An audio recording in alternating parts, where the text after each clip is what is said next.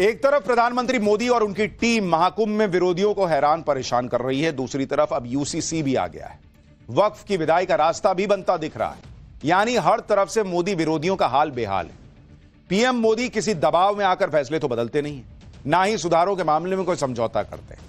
हालांकि जब भी सुधारों की बात आती है विपक्ष हंगामा करने लगता है, लेकिन हंगामे के बाद भी विपक्ष कुछ खास नहीं कर पाता। जैसे वक्फ बिल को देखिए, वक्फ बिल पर जमकर पॉलिटिक्स हुई, बिल को जेपीसी में भेजा गया, लेकिन वहां भी मोदी सरकार की ही जीत हुई।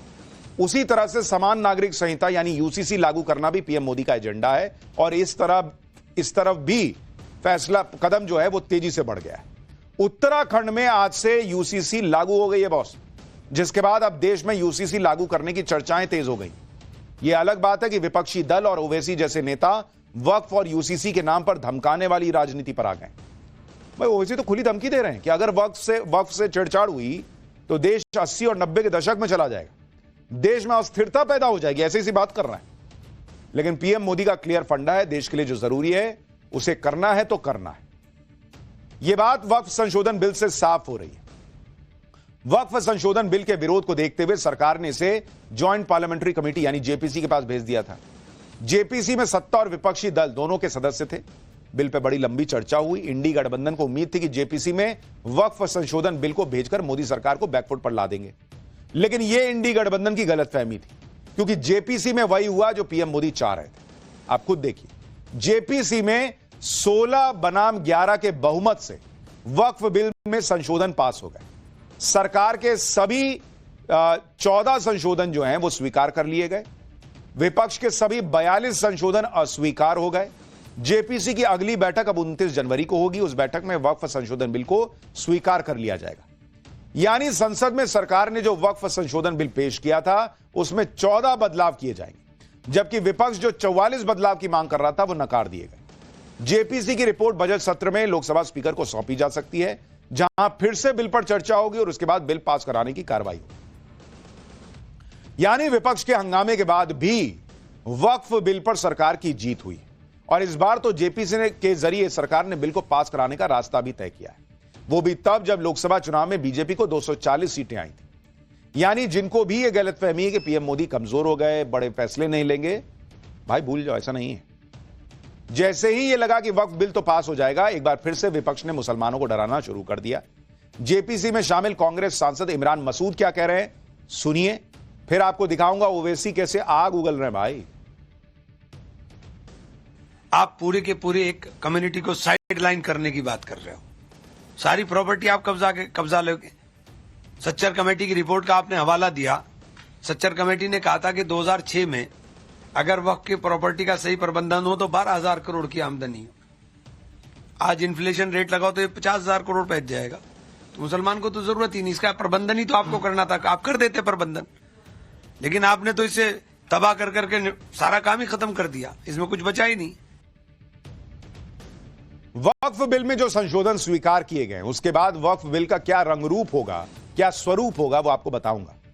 पहले यह देखिए कि वक्फ बिल को लेकर ओवैसी किस तरह से धमकी वाले मोड में आ गए। सुनिए जरा ओवैसी। मैं बता रहा हूं मोदी को, अगर यह वक्फ का कानून बनेगा तो मुल्क में सोशल इंस्टेबिलिटी पैदा होगी।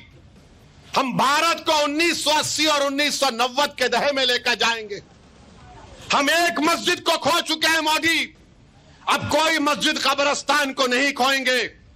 अगर आप मुल्क को विकसित भारत नहीं बनाना चाहते, अगर आप मुल्क को 1980 और 90 के दहे में लेकर जाना चाहते हैं, तो फिर आपको फैसला करना पड़ेगा।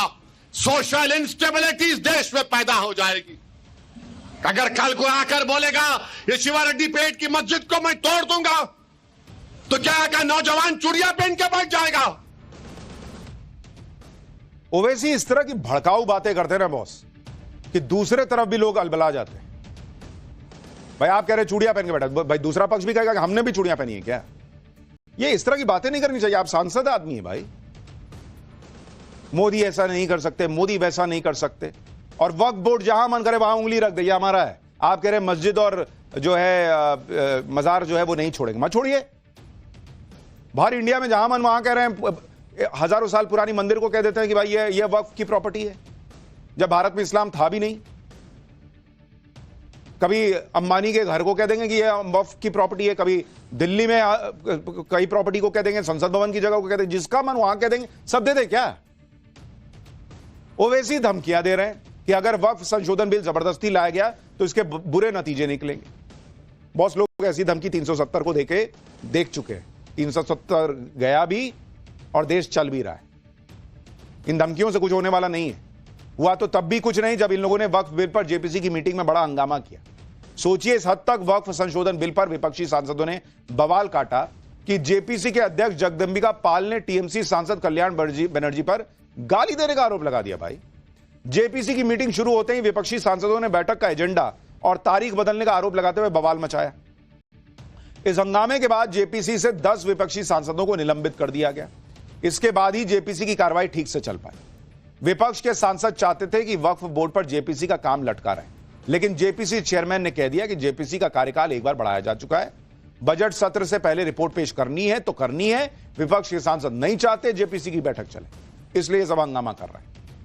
लेकिन विपक्ष की कोई चाल जेपीसी में चल नहीं पाई। जेपीसी में वक्फ संशोधन बिल पर जो चर्चा हुई, उसके बाद उसको स्वीकार कर लिया गया और उसके बाद वक्फ बिल में कई चेंजेस आएंगे। इन बड़े बदलावों के बारे में आपको बताता हूं। वक्फ बोर्ड के पुराने कानून के सेक्शन 40 के मुताबिक रीजन टू बिलीव में अगर वक्फ बोर्ड किसी संपत्ति पर दावा करता है तो उसके खिलाफ सिर्फ ट्रिब्यूनल में अपील की जा सकती है। वक्फ के नए प्रस्तावित बिल के मुताबिक ट्रिब्यूनल के अलावा रेवेन्यू कोर्ट, सिविल कोर्ट और हाई कोर्ट में अपील भी की जा सकती है। यानी न्याय पाने का चौतरफा रास्ता खुल गया है। पुराने कानून के मुताबिक वक्फ ट्रिब्यूनल का फैसला आखिरी होगा, उसे चुनौती नहीं दी जा सकती। नए कानून के मुताबिक वक्फ ट्रिब्यूनल के फैसले को हाईकोर्ट में चुनौती दी जा सकी। आप सोचिए ना बॉस, ऐसा कोई नियम हो सकता है कि तुम जाओगे तो सिर्फ वक्फ ट्रिब्यूनल में जाओगे और वो जो कह देगा वही परम सत्य हो जाएगा, बाकी लोग बेवकूफ बैठे हैं जो सिविल कोर्ट जा रहे हैं, हाई कोर्ट जा रहे हैं, सुप्रीम कोर्ट जा रहे हैं। नया कानून कह रहा है कि जैसे सबके लिए वैसे इसमें भी रहेगा। पुराने कानून के मुताबिक किसी जमीन पर मस्जिद हो तो वो अपने आप वक्फ संपत्ति हो जाती है। नए प्रस्तावित कानून के मुताबिक जब तक कोई वक्फ को जमीन दान नहीं करता तब तक वो वक्फ संपत्ति नहीं होगी बॉस, भले ही उसमें मस्जिद बनी हो या कुछ भी बना हो। पुराने कानून के मुताबिक वक्फ बोर्ड में महिला और अन्य धर्म के लोगों की एंट्री नहीं होगी। नए प्रस्तावित कानून के मुताबिक वक्फ बोर्ड में 2 महिलाओं और अन्य धर्म के 2 सदस्यों को एंट्री मिलेगी। एक तरफ वक्फ संशोधन बिल पर विपक्ष की हार हुई, दूसरी तरफ उत्तराखंड में यूसीसी लागू हो गया। यानी इनके छाती पे एक नहीं 2-2 सांप लौट रहे हैं कि वक्फ तो कहीं कमजोर ना हो जाए, वक्फ चला ना जाए। उधर यूसीसी आ रहा है, आ ही गया। यह विपक्ष के लिए डबल झटके जैसा था। उत्तराखंड में यूसीसी यानी समान नागरिक संहिता की बात बहुत पहले से हो रही थी। 2022 के विधानसभा चुनाव में बीजेपी ने वादा किया था कि उत्तराखंड में यूसीसी लागू कर देंगे और कर दिया। आज उत्तराखंड के सीएम पुष्कर सिंह धामी ने आज यूसीसी के ऑनलाइन पोर्टल की शुरुआत की, जिसमें लोगों का रजिस्ट्रेशन होगा। विपक्ष लगातार यह कहकर यूसीसी का विरोध करता है कि एक धर्म विशेष के खिलाफ है और उत्तराखंड में जो हो रहा है वो पायलट प्रोजेक्ट है जिसे बीजेपी पूरे देश में लागू करना चाहती है। लेकिन उत्तराखंड के सीएम ने कहा कि यह किसी भी धर्म या पंथ के खिलाफ नहीं है, यह सभी नागरिकों के एक जैसे अधिकारों के लिए लाया गया है। उत्तराखंड के मुख्यमंत्री पुष्कर सिंह धामी को सुनिए, वो यूसीसी पर क्या बता रहे हैं, फिर आपको बताता हूं कि ये जो यूसीसी आया उत्तराखंड में उससे क्या क्या बदल जाएगा। भाइयों बहनों, आज के इस अवसर पर मैं पुनः स्पष्ट करना चाहूंगा कि समान नागरिक संहिता किसी भी धर्म या पंथ के खिलाफ नहीं है। ये किसी को टारगेट करने जैसी कोई बात नहीं है। ये समाज की जो कुप्रथाएं हैं उनको मिटाकर सभी नागरिकों को समानता से समरसता स्थापित करने का एक कानूनी प्रयास है। उत्तराखंड में यूसीसी लागू होने से क्या बदल जाएगा यह भी समझ लीजिए। किसी भी शादी के 60 दिन के अंदर आपको पोर्टल पे उसका रजिस्ट्रेशन करवाना होगा। जिन लोगों की पहले शादी हो चुकी है उनका भी पोर्टल पर रजिस्ट्रेशन होगा।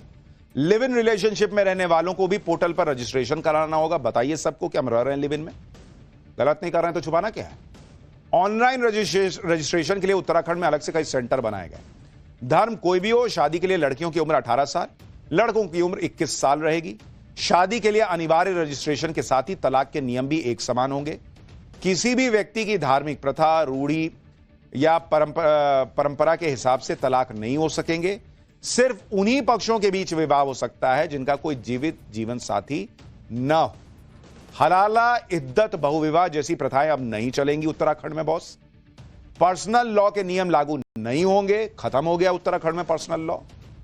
उत्तराधिकार के मामले में लड़कियों को लड़कों के बराबर का हिस्सा मिलेगा। दूसरे धर्म के बच्चे को गोद नहीं लिया जा सकेगा। 21 साल से कम उम्र के लिव इन रिलेशनशिप में रहने वालों को अपने परिवार वालों को भी जानकारी देनी होगी। बताओ ना भाई मम्मी पापा को कि हम रह रहे हैं लिव इन में, मम्मी पापा तैयार है तो बता दो कानून में कि हम रह रहे हैं, मम्मी पापा को बता दिए। अगर लिव इन में रहने वालों ने 1 महीने के अंदर इसके बारे में सूचना नहीं दी तो 3 महीने की सजा या 10,000 रुपए का जुर्माना हो सकता है। अगर लिव इन रिलेशनशिप को खत्म किया तो इसके बारे में भी बताना होगा कि भैया अब खत्म हो गया है लिव इन रिलेशनशिप। भाई इसके कई फायदे हैं ना। आप देखिए, जब आप कह रहे हो कि शादी रजिस्टर होगी तो भाई महिलाओं को भी तो एक तरीके से सेफ्टी नेट मिल जाता है कि कोई इस तरह से छोड़ के नहीं चला जाएगा। दूसरा, आप लिव इन में रह रहे हो सकता है आपके, मैं नहीं कह रहा कि सब भाई कमिटेड होंगे, लेकिन यह भी तो आपको डाउट क्लियर कर देना होगा ना कि भाई कोई किसी को लगता हो कि भाई मैं किसी के साथ रिलेशनशिप में जा रहा हूं, जा रही हूं, वो कहीं और लिव इन में तो नहीं रह रहा है। भाई ऑनलाइन पोर्टल में जाओ, चेक कर लो कि लिव इन में रह रहा है कि नहीं रह रहा, पता चल जाएगा। यानी बहुत सारे ऐसे कानून में बदलाव किए गए हैं जिससे नागरिक के अधिकार ही बढ़ते हैं। यानी वक्फ बिल पर मोदी सरकार आगे बढ़ रही है। समान नागरिक संहिता उत्तराखंड में लागू हो गया है। अब देश में भी यूसीसी लागू करने की दिशा में तेजी से काम होगा, जिसके बाद बहुत कुछ बदल सकता है। और यह भी तय है कि जिस तरह से वक्फ बिल पर विपक्ष ने हंगामा किया, उसी तरह से यूसीसी के मुद्दे पर भी हंगामा और बवाल होगा। आप लिख के ले लीजिए। लेकिन भाई बीजेपी ने क्लियर कर दिया कि जैसे उत्तराखंड में बीजेपी की सरकार थी वो ले आए, उसी तरह से जहां जहां बीजेपी की सरकार है वहां वहां भी अगर यूसीसी आ गया तो आधे देश में तो ऐसे ही यूसीसी आ जाएगा।